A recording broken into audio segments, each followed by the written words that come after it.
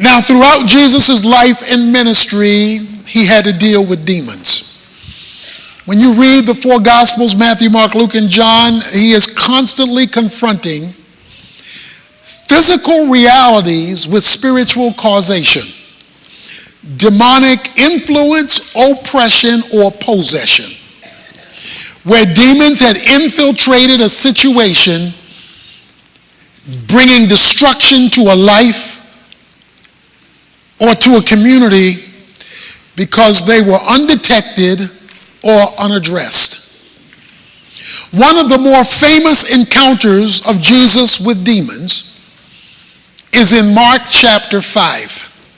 And that I want to use to bring this to your attention so that in case you are dealing with a demon in your life and did not know it, you can become both aware and acquainted and seek to address that undiagnosed cause of everything else that may be wrong. Jesus has crossed the sea in verse 1 of chapter 5 of Mark.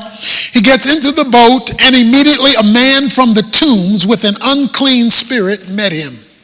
He had been dwelling among the tombs. No one was able to bind him any more, even with a chain, because he had often been bound with shackles and chains, and the chains had been torn apart by him, and the shackles broken in pieces, and no one was strong enough to subdue him. Constantly, day and night, he was screaming among the tombs and in the mountains and gashing himself with stones. And the reality is, something is graphically wrong with him. But the root of his problem, it says, was an unclean spirit.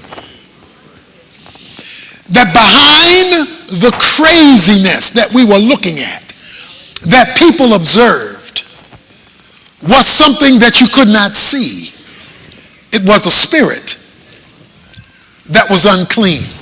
Now, it's not that folk didn't try to help this guy. We're told they tried to shackle him, they tried to chain him, they tried to control him, they tried to manage him.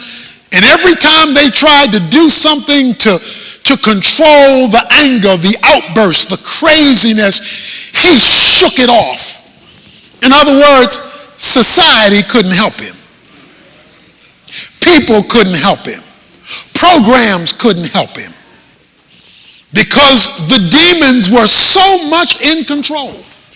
When you see yourself or others living an out-of-control life, this is not an out-of-control moment. This says day after day, night after night. In other words, crazy was his lifestyle. It was the way he operated. Then you must at least investigate whether you are dealing with demonic involvement. Now, the demon is described with his nickname, an unclean spirit. He's going to be called a demon later, but right now, he's just called an unclean spirit. And with that one phrase, we are introduced to the root of this man's problem. You see, demons go where dirt exists.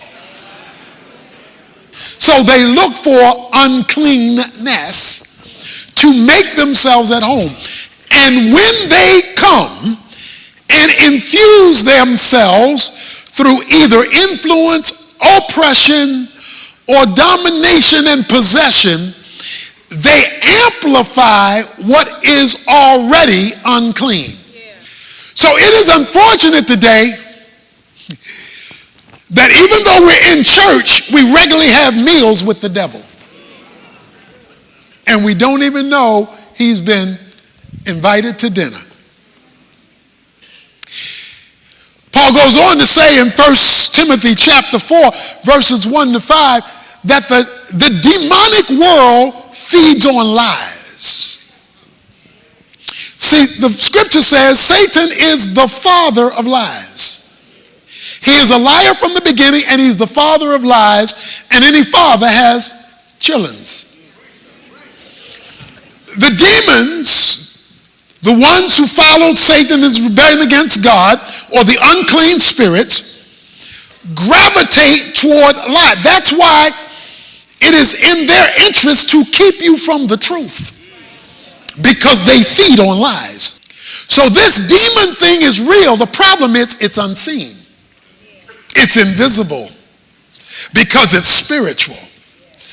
And this man's life has been taken over by the demonic. And he is now out of control. He's gotten worse and worse and worse. And I would like to submit to you things in our lives that are dirt, that go unaddressed, ongoingly unrepented of, invites demons. The demons come, make themselves at home, and begin to reorganize the furniture in our lives so that we are carrying out their bidding, not even knowing that it's them. And the way we know it is, it's getting worse and worse and worse, even while we're taking over-the-counter solutions. But because it's unseen and unfelt in terms of the spiritual nature of it, it goes unrecognized, unaddressed. This man, however, sees Jesus in verse 6. From a distance, he ran up and bowed down before him.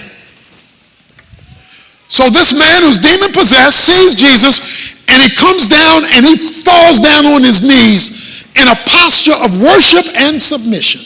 He bows down before Jesus in worship and submission, which creates a problem. Notice verse 7. And shouting with a loud voice, he said, "What business do we have with each other, Jesus, Son of the Most High God? I implore you by God, do not torment me." Okay, this now is getting very confusing. This is very confusing. The man runs and drops down in a posture of worship. But then the man says, "What do we have to do with you?" Wait a minute. I don't know if you follow that. The man, that's a singular, that's a he, dropped down in worship. But then the man says, "What do we have to do with you, O Son of God?" So what the man does is he drags his demons to Jesus. Because the demons are inside of him. They're controlling him.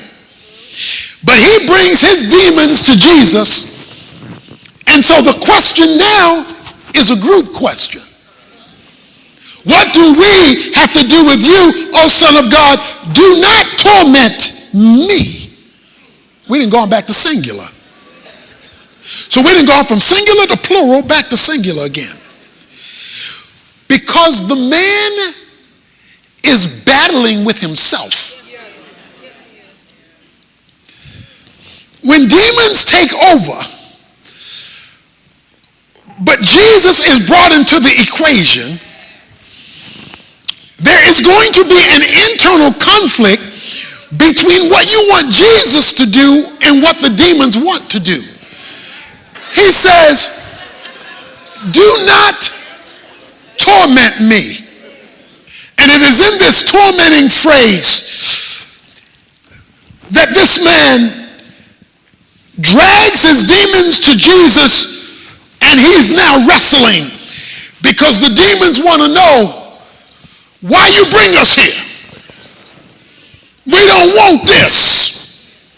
Don't you torment us. What is the torment? Here it is. The spiritual is meeting the spiritual.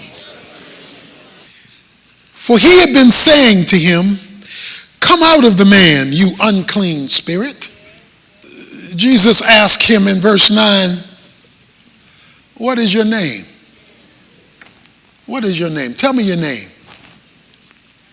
He's asking the man, him, what is your name? My name is Legion, for we are many. And we don't want to be tormented by you. Jesus is saying, come out of him.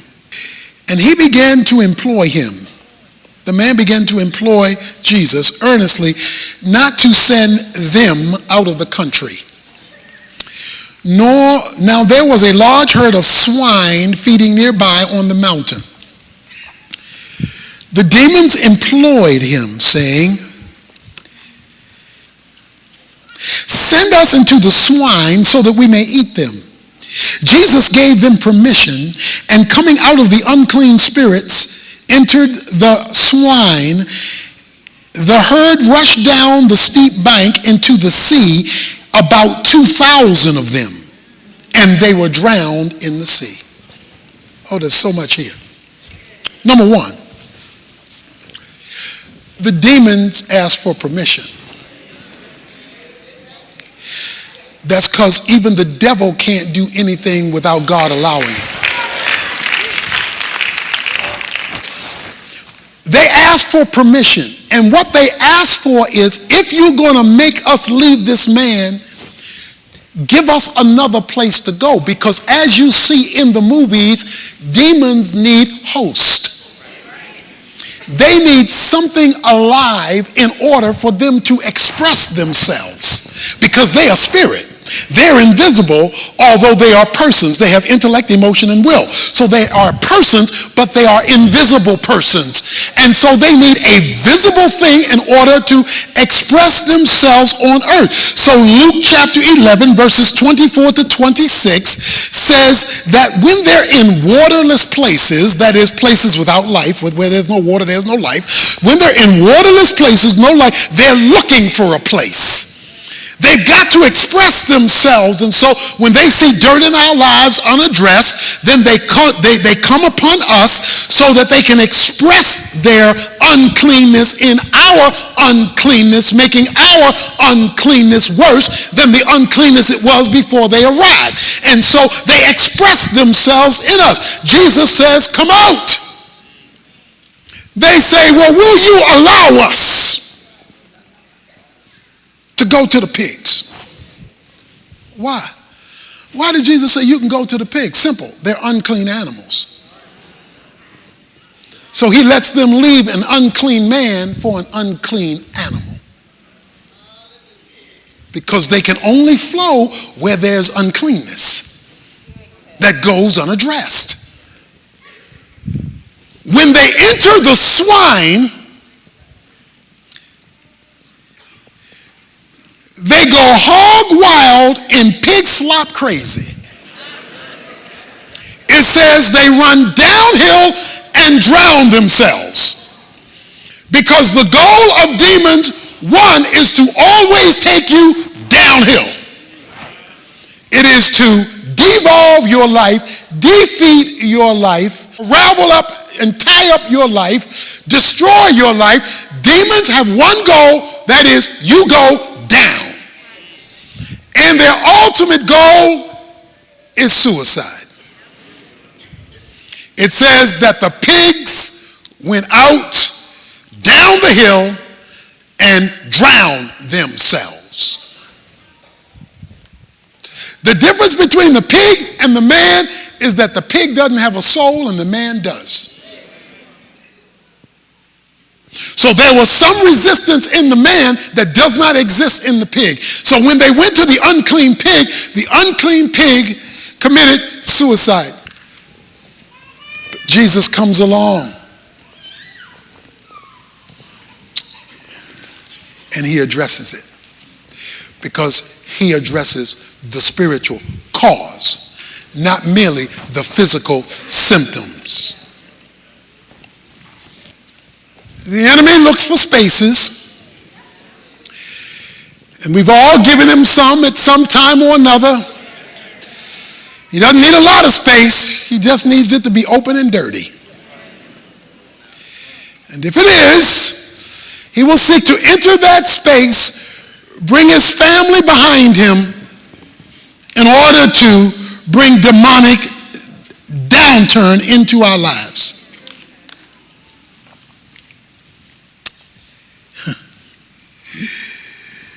The herdsmen, verse 14, ran away and reported it to the city and in the country.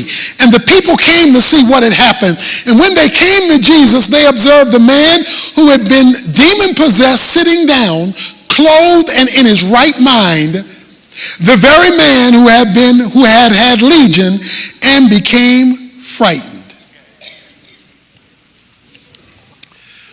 Do you see what happened? It looks like a U-turn to me. Looks like a reversal to me. He now has clothes on. He was naked. He was not in the tomb. He's back. He's now out of the tomb. He was cutting himself. He's now in his right mind. All because Jesus overruled the demonic, the spiritual. And when he overruled the spiritual, sanity came to the insane. Now this man is way off because he's had 2,000 demons. How many demons do you have?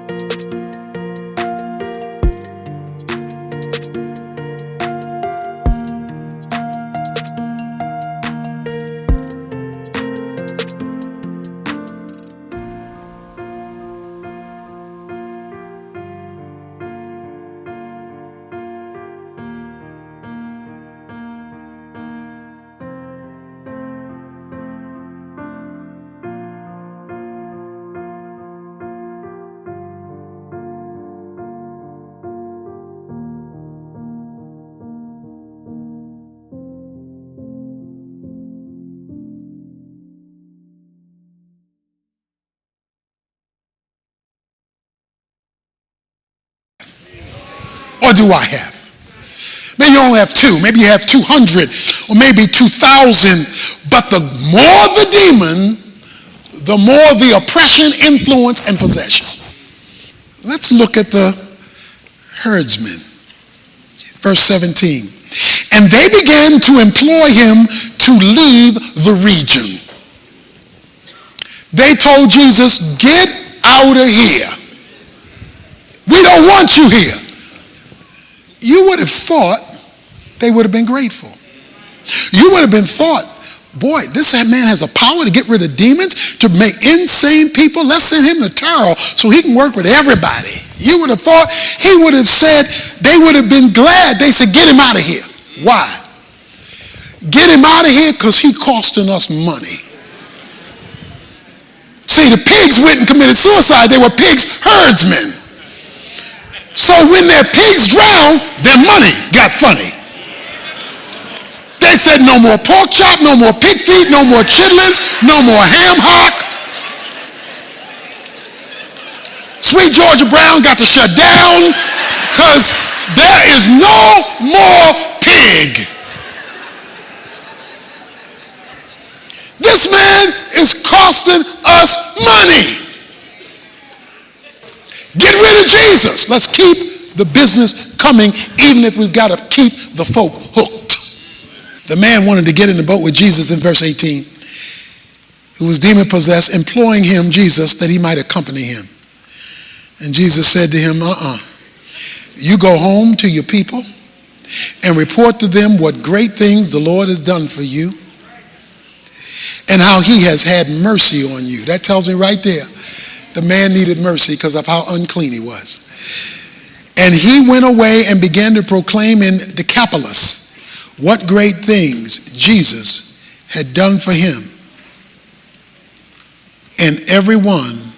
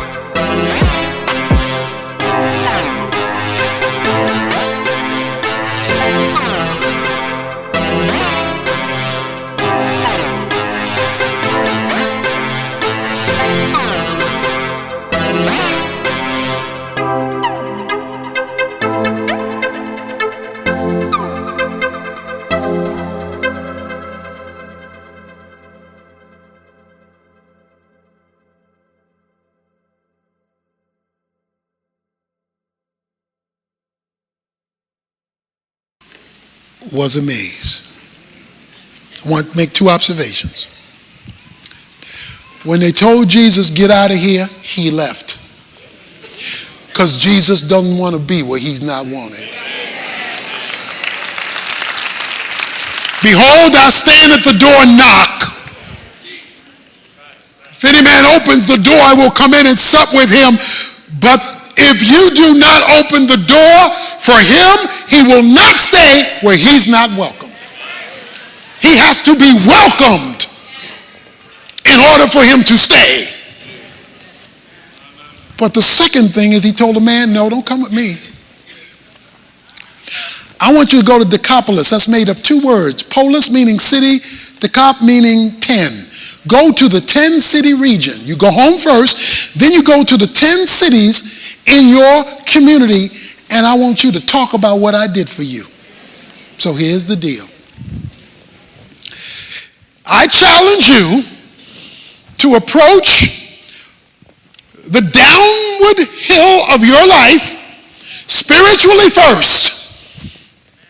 Do that first. Let's get to the right question first, the whole first, and see if there's a demonic thing by throwing yourself at the feet of Jesus in worship and submission. And yes, it may be tough at first because if it's demonically influenced, they don't want to come out. They want to hold on to you as long as they can. But you keep throwing yourself at the face of Jesus. And like Jacob say, I will wrestle with you till my change comes. But I am going to throw my face and submission to you, Jesus. That's what I am going to do.